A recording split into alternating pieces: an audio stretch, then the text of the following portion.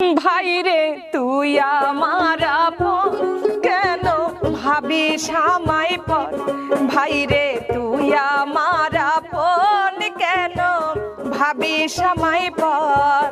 ওরে 3.5 হাত জায়গা হবে, 3.5 হাত জায়গা হবে তোরা আমার কবর। ভাইরে তুই আমার আপন, কেন ভাবিস আমায় পর? ভাইরে তুই আমার আপন, কেন ভাবিস আমায় পর? ভাগাভাগি করিস কেন তুই আমারই সাথে? বাজান মরার আগে আমায় দিল তোর হাতে। বাবার সম্পদের লাগি করিস ভাগাভাগি, বাবার সম্পদের লাগি